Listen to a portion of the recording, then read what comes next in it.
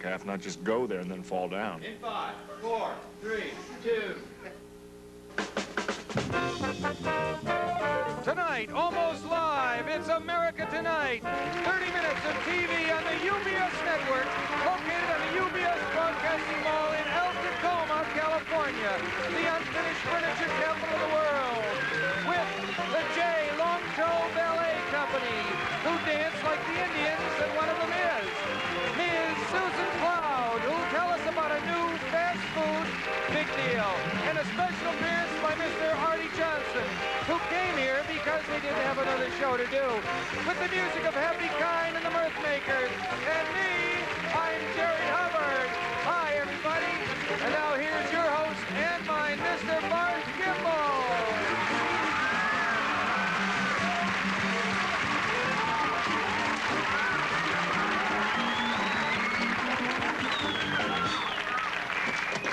Thank you, Happy. Thank you, Jerry. Good evening and welcome again to America Tonight. My name is Barth Gimble. That always causes that. I'm sorry, but it didn't the second time. That's all right. You know, when you're a celebrity like myself, you get used to being in the public eye. It's just something you have to make an adjustment to. Being asked for your autograph sometimes 20 or 30 times a year. I'm on display here every night, and one of the things people do pick up on actually is my clothing. Folks will come up to me on the street and say things like, "Wow, that jacket looks a lot greener in person than on TV," and things like that. They're interested, and it started me thinking. The first thing I thought of was, wouldn't it be wonderful if every average American man could enjoy the same taste and clothing expertise that I do? And the second thing I thought if we could find a manufacturer who could put out a line of clothing to exact specifications, could I get an upfront cash advance from them, and would it be recoupable? But that's not important. What is important is that Barth Gimble-style clothing will no longer be the exclusive possession of me and the few people in whose homes I've left pieces of wearing apparel. Within a few weeks, we should have all the contracts written and signed and notarized and put in the safe deposit box and everything. And here's the good news. The Barth Gimble line of dressy leisure wear should start appearing in your men's stores in your town. Great, I'm glad. We're in trouble. Not just any store. I'm talking about the ones that care about the men who care about looking like they care about how they look. One of the things we'll be doing to make Barth Gimble clothing the hottest thing in menswear since the jumpsuit is to redesign the jackets and the slacks to flatter the proportions of the fellow who still thinks young, but whose body has decided to settle down. In fact, we're giving the portly man a whole new fashion alternative because there is no portly size or style in the Gimble wardrobe. But there is an exciting new line of clothes for the fellow we call sportly. Okay? Anyway, I'm very excited about this opportunity to share the Gimble style with a generation of men who want the latest in fashion but are too busy to worry about whether they like it. So, watch for a series of appearances in your local men's stores that will feature me, or in smaller markets, a life-size cardboard kind of stand-up photo of me. Speaking of which, here's my incredibly lifelike co-host and announcer, Mr. Jerry Hubbard.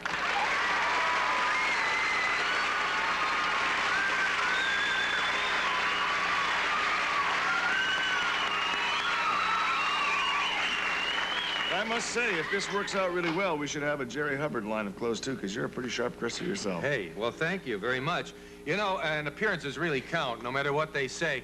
Now, you know something? It's nice that you're thinking of the portly person there, because a lot of people are a little overweight. And what I love to do when I know a friend who's a little overweight, and I'll say, you know, I lost 10 pounds, I lost 15 pounds. I like to walk around behind them and say, I think I just found them. It's kind of cruel, but it's fun. Once you're behind them, they just keep going, generally? A lot of times, yes. Just walking.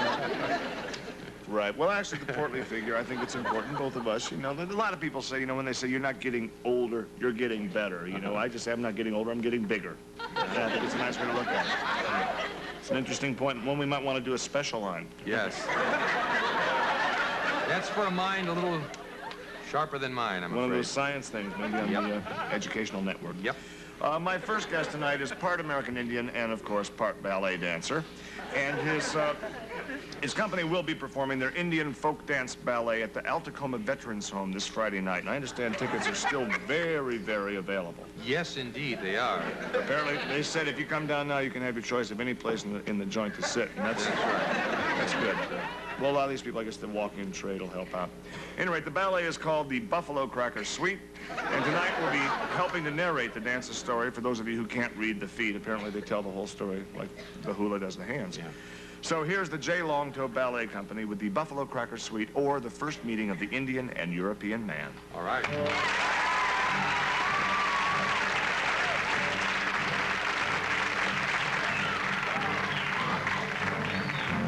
The hunt for the legendary white buffalo begins as the young brave tiptoes out of his wigwam and begins to follow the trail of the white buffalo chips.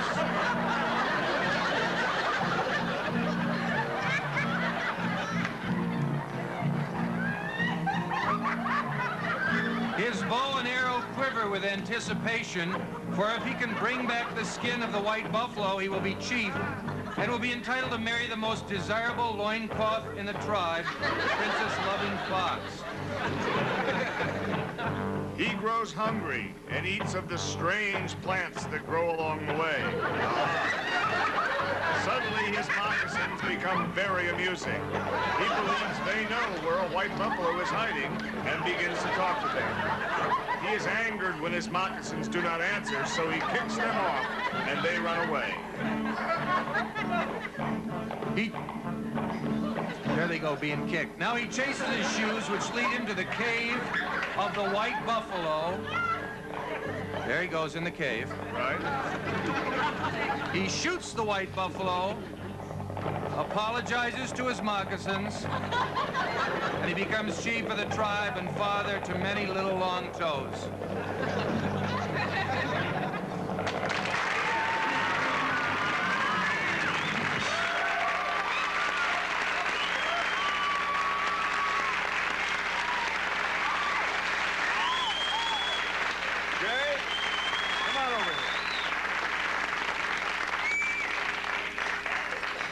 Very, very nice. Thank you very much. Very nice. And your two squaws, too. Very, very good. nice. I like to see the girls dance more than guys. Oh, hey! Look at this. Are these to keep? Yes, they are. Well, we'll just put these on here. That's great. You know, Jay, I think it's safe to say whatever effect you're having on the Indian movement today, you're also having that same effect on the ballet. No question. The Indians have a proud dance heritage. Sure. They dance for rain, they dance for harvest, they dance for war, they dance for happiness, they dance for sadness. So I'm glad I have a little moccasin in my toe shoes. We'll be right back after these messages. Don't go.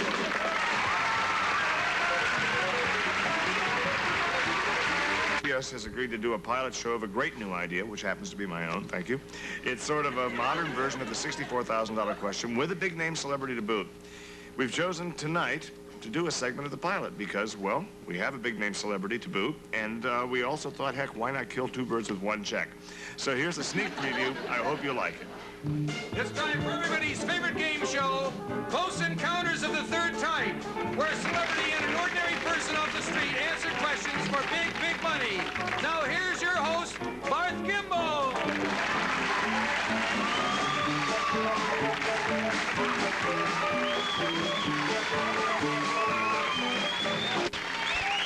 Thank you very much. Thank you. All right, now I wouldn't be the host because I'm much too busy, but for now, I'm already established as a nighttime host, so daytime would be a little bit too demeaning for me, but pretend, okay? However, Jerry might be a perfect host. All right, we'll talk later about that. Anyway, okay. Tell him how to play the game, Jerry. In comes Jerry. See? This is just a demo. See? I was just looking for the... Jerry. Oh, there you go. Well, the game is fairly... Jerry. Can't hear a word. What? Can't hear with your helmet on. I can't hear with this helmet down. Jerry, What? tell him how to play the game. Oh, the game is fairly simple. We ask you questions. If you answer them, you win money. Back to you, Bart. All right, there it is. Couldn't be simpler. And thank you, Jerry. Now, can you introduce our first contestant? Jerry?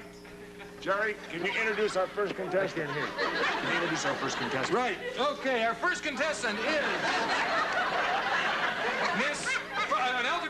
housewife, Mrs. Hildegard Dunlop.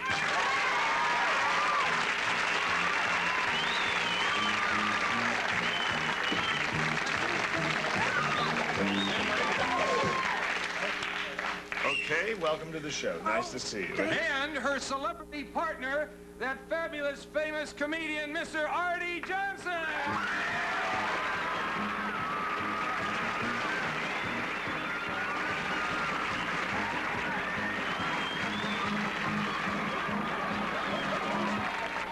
Hi, I'm Jerry Hubbard. Now, let's get on with our game there. As you know, there are 3 close encounters. I have those right here. And you must answer these questions. Actually, there are 3 questions, but Barth thought it'd be better if they were called Close Encounters. Very because clever. Close Encounters is so popular with the T-shirts and the toys and the lunch pails and the toys. The movie, Jack. What movie? Maybe you should put the green shade in front of his face. Is he Close Encounters, I hear it's a great movie. It's a wonderful movie. Okay, now, Okay. here is your first close encounter. Now, Now, listen very am I carefully. supposed to help her answer? I or would she like it very she much. answers first. I don't think know. she needs some help. Come on, I'm getting hot. Do you have the antidote? Do you have? This is one of the points of doing a pilot. You know what to be insured Yes, for. you never They're know what's going to picked up. happen. I go to. Hope we don't have any more hats on this show. Okay, for your first question, for $5. For five. And no helping. $5 at one time? Cashier's check. Oh, big show. For $5, who shot Abraham Lincoln? $5, your time is running. John Wilkes Booth. That's absolutely...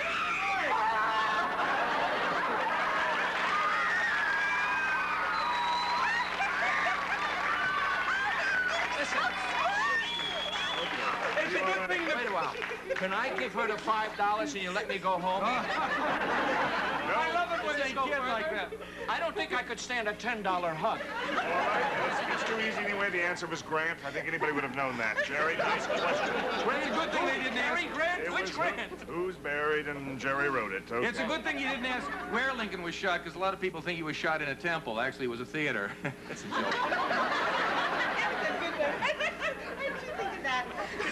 Okay, well, You could use that if you were still on laughing. don't worry about this. We can get much better.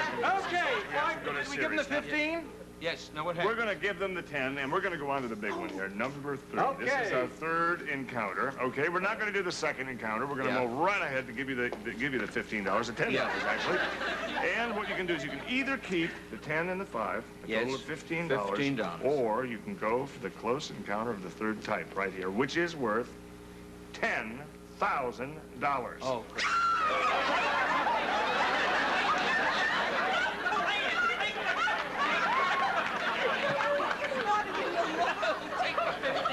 take the 15. Okay. Let me alone.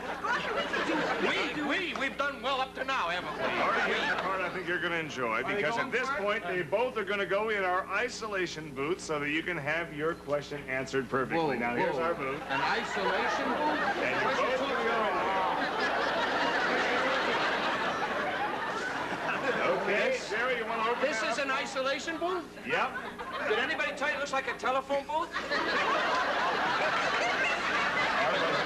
So you folks... Right this way. Now, there's a microphone Together in there. I go in with her. That's the way it works.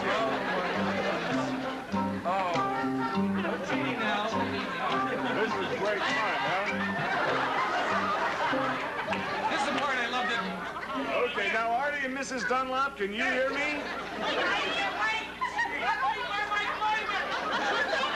Can you hear me? Hello, can you hear me? Okay, I guess their mic isn't working yet, but that's just one of the bugs of doing the pilot. That's what it's for. Okay. I love it here where they say, can they hear me? Oh, what's going to happen to them?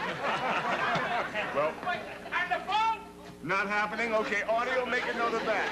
When we go to series, that should be fixed, okay? What's this for, Okay. 10,000? I'll tell you the question then. She tore my underwear. She shouldn't have been wearing it.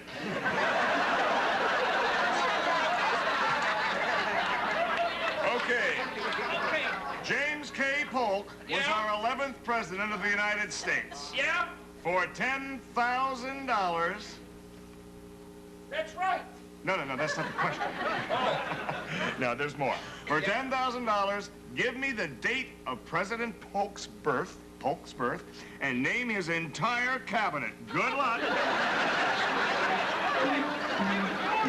He was born on November 2nd, 1795. His Secretary of State was James Buchanan, and his Secretary of the Treasury was Robert Artie! Earth calling Artie. Artie, I'm sorry. I forgot to mention the 10-second rule. What's 10 seconds? Yes, you have to answer within 10 seconds. Well, I don't know what 10-second rule. Okay. All right, you two, come on, out. I'd like to go home. Out of there, come on. Come on. How do you get out of this?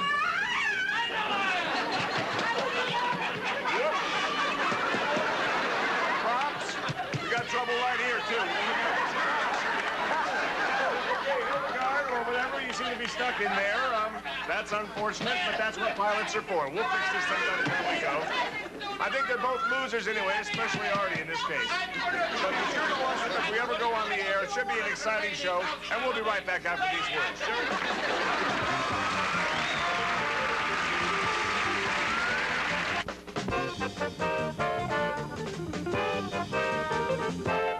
Thank you, Happy.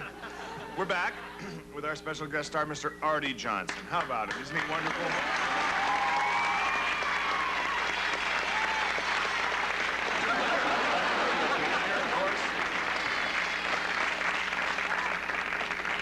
Very good sport, and he's here with his partner, of course. We had a little trouble with the door of their isolation booth, but we did get our maintenance department on the phone, and he said he'd be over here as soon as he gets dressed. So no problem.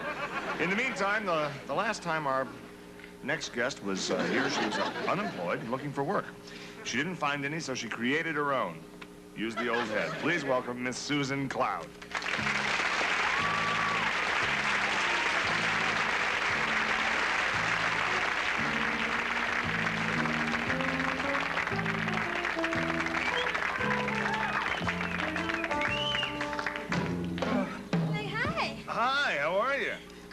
I bet you wish you could get locked in there with Arte Johnson, huh? Well, sure, why not? Well, actually, not in your fragile condition. Susan, last time she was here, you told us you were expecting, and I say you look lovely with motherhood. Well, thanks, Barth, but it turns out I was just overreacting to the situation. It was like this cosmic pelvic over-exaggeration on behalf of my internal parts. I'm not pregnant at all. Yeah, it was just like these bad mushrooms, you know, and they can be little mothers themselves. Absolutely. But it was a bummer, I'll tell you. It scared the mung out of me. You have a new idea. You hope can bring in a few bucks on the side. Is that right? Well, I hope so, Barth, because, this was a primo flash. It's like a new organic fast food health food, and it's called a falafel on a stick. A waffle on a stick? Isn't that kind of sloppy when you get the syrup on it? Jerry, she's talking about a falafel. Oh, falafel! A falafel, of course. Oh, probably a lot of people are wondering, what is a falafel? I'll, show you what I mean, because, words you can go on talking all day, but if you don't produce the thing, then skip it. Doesn't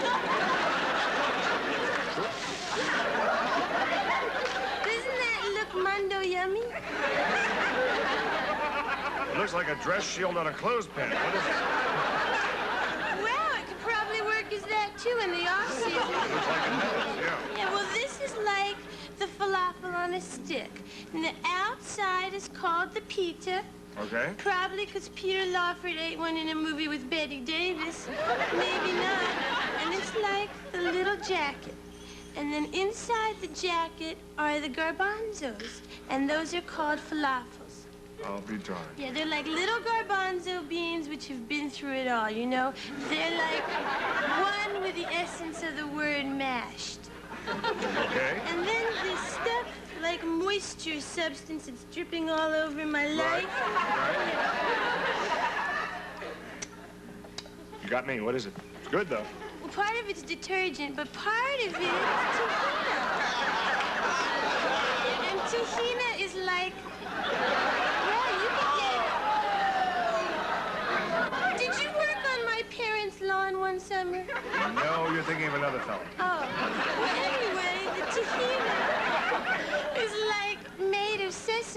ladies that are into being liquid.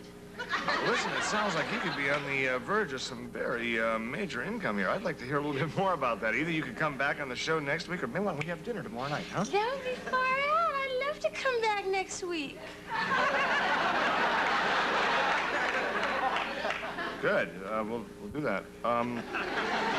We'll be right back with more of Susan Cloud and our special guest star, Mr. Arte Johnson, right after these words. Why not come back?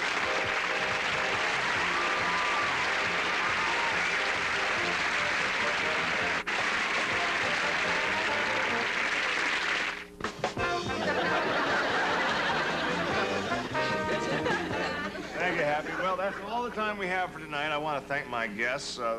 Lovely Susan Cloud. Best of luck with those things there. They still look disgusting. Thank you. And a special thank you to Arte Johnson, who Booth was the right answer for one of the things earlier, but obviously the wrong answer for him today. He's locked in there, and we'll have him out of there in no time. Don't worry.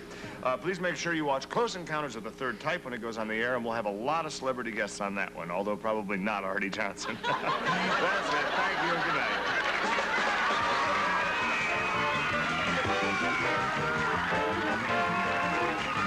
Tonight, some members of our studio audience will receive the following: classic prints and dittos, the Feel to Fit Company.